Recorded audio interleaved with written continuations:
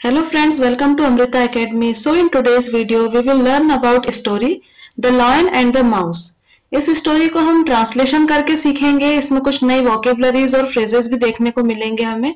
So let's see The Lion and the Mouse. A lion was once sleeping in the jungle. Okay? यहाँ पर हमने was का use किया है और sleep के साथ ing फॉर्म यूज किया है. Okay? इसका मतलब होता है a lion was once sleeping in the jungle. एक बार की बात है lion जंगल में सो रहा था. So was sleeping हमें दिखाता है कि हम past continuous tense का यूज कर रहे हैं जिसमें कि हम was या were के साथ जो verb होती है उसमें ing फॉर्म लगाते हैं. When a mouse started running up and down his body just for fun. उसी समय क्या हुआ, एक माउस आता है और वो क्या करने लगता है, स्टार्टेड रनिंग मीन्स क्या करने लगता है, अप एंड डाउन उसकी बॉडी को करने लगता है जस्ट फॉर फन. ओके, जैसे बच्चे मस्ती करते हैं तो वो उछल कूद करते हैं, उसी तरह से माउस भी उछल कूद करने लगता है. This disturbed the lions sleep and he woke up quite angrily.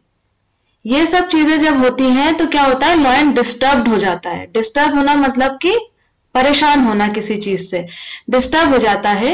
Lion की जो स्लीप होती है वो डिस्टर्ब हो जाती है. And he woke up quite angry, तो वो काफी गुस्से के साथ उठता है. वेकअप मीन्स उठना और वोकअप का मीनिंग होता है उठता है, उठ चुका है दिखाने के लिए. पास्ट के लिए हम वोकअप का यूज करते हैं. He was about to eat the mouse when the mouse desperately requested the lion to set him free. So he was about to eat, वह खाने ही वाला था. लॉयन जो है वो चूहे को खाने ही वाला था. सो अबाउट टू का यूज करते हैं जब भी हमें कोई चीज को बताना होता है कि ऐसा होने ही वाला था, then we use about to. Okay. Desperately मतलब बहुत ही उग्रता के साथ, मतलब समझ लो कि आप अपना जो इमोशन है उसको कंट्रोल नहीं कर पा रहे हैं, एट दैट टाइम हम यूज करते हैं डेस्परेटली. ओके, जैसे समझ लीजिए मुझे भूख लगी है, so I need food desperately. इस तरह से हम डेस्परेटली का यूज करते हैं. Requested the lion to set him free, तो लॉयन से माउस क्या करता है, रिक्वेस्ट करता है कि प्लीज मुझे छोड़ दो. I promise you I will be of great help to you someday if you save me. Okay? Mouse promise करता है that I promise I will be of great help to you. Means मैं तुम्हारी help करूंगा, मैं किसी दिन आपके काम आऊंगा if you save me, अगर आप मुझे छोड़ देंगे. The lion laughed at the mouse's confidence and let him go. Lion क्या करता है, लाफ्ड मीन्स हंसना, हंसता है, हंस चुका है इसलिए हमने लाफ्ड का यूज किया है. लाफ मीनिंग होता है हंसने का. एट द माउस, उसके बाद एपोस्ट्रोफी एस कॉमा लगा है, मीन्स माउस के कॉन्फिडेंस पर. जब हमें किसी चीज में लगाना होता है, जैसे राजू की शर्ट, तो हम राजू शर्ट बोलते हैं. उसी तरह से माउस में एपोस्ट्रोफी एस कॉमा लगा है कि जो चूहा है उसके कॉन्फिडेंस को दिखा रहा है. एंड लेट हिम गो, और उसे जाने देता है. ओके, लेट मी गो जिस तरह से हम यूज करते हैं, मुझे जाने दो, लेट मी गो, तो क्योंकि चूहे को जाने देता है इसलिए यूज किया है let him go. Okay, him लगा है यहाँ पर माउस के लिए. One day a few hunters came in to the forest and took the lion with them.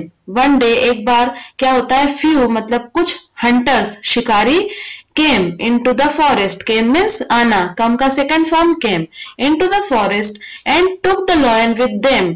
Take का मीनिंग होता है ले जाना और टुक का मीनिंग होता है ले जाते हैं. The lion with them. Okay, they tied him up against a tree.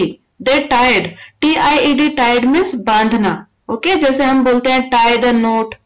Okay, जैसे हम राखी बांधते हैं, सो टाई द नोट, इस तरह से बोला जाता है. So they tied him up against a tree means किसी पेड़ के थ्रू जब उसे बांधा जाता है तो इसे बोल रहे हैं against the tree. The lion was struggling to get out and started whimper. Okay?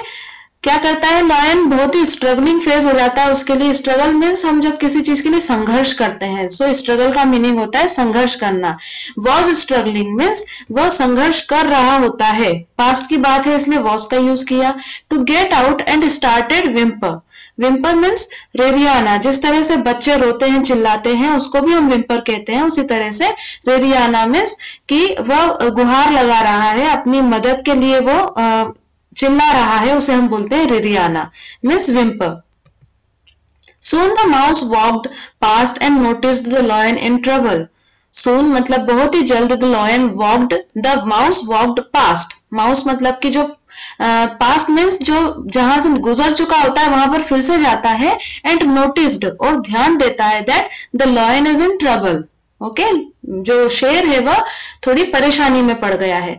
Quickly he ran and gnawed on the ropes to set the lion free. Quickly means बहुत ही जल्दी ही ran, रन का second form लगाया है यहाँ पर ran, and क्या करता है इसे बोलते हैं नॉड. ओके नो में लगा ईडी तो नॉड. नॉड मतलब कुतरना, कुतरता है ऑन द रोप्स, जो रस्सी होती है, रस्सी को हम इंग्लिश में बोलते हैं rope. To set the lion free, lion को फ्री करने के लिए वह रस्सी को कुतरने लगता है. Both of them sped off into the jungle. Both of them sped off means भाग जाना. ओके स्पेड ऑफ की जगह हम रन भी बोल सकते हैं, रन का सेकंड फॉर्म लगा देते हैं. Them ran into the jungle. So आपने यहाँ पर रन का जो रेन फॉर्म है उसकी एक वोकेबलरी और सीखी यहाँ पर स्पेड ऑफ. इस तरह से जब आप स्मॉल स्टोरीज को लर्न करते हैं, सीखते हैं उससे बहुत सारी वोकेबलरीज, और उसी के साथ साथ हम जैसे यहाँ पर रेन की जगह स्पेड ऑफ का भी यूज कर सकते हैं, तो हमारा जो वोकेबलरीज होती है, जो हमारा वर्ड कलेक्शन होता है वो इम्प्रूव होता है. इसलिए हमें हमेशा नई नई वोकेबलरीज को ट्राई करते रहना चाहिए. Okay so the moral of this story is a small act of kindness can go a long way. एक छोटा एक्ट भी जो होता है दयालुता का वो काफी हमारी हेल्प कर सकता है. ओके सो फ्रेंड्स, हर स्टोरी हमें कुछ ना कुछ नई वोकेबलरी सिखाती है, और इस तरह से हम अगर डेली स्टोरीज को रीड करते हैं, उसका मीनिंग समझते हैं, उसकी कुछ वोकेबलरीज को नोट डाउन करते हैं अपनी कॉपी में, काफी हेल्प मिलती है हमें इंग्लिश को इम्प्रूव करने के लिए.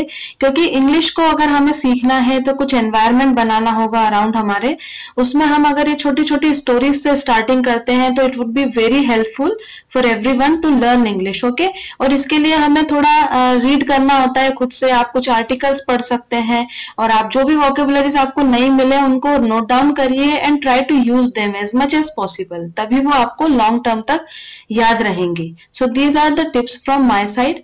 Thank you for watching this video. If you like this video, please give it a thumbs up and do subscribe to my channel. Thank you so much. Happy learning, and I will see you in another lesson soon. Till then, bye, take care and have a nice day.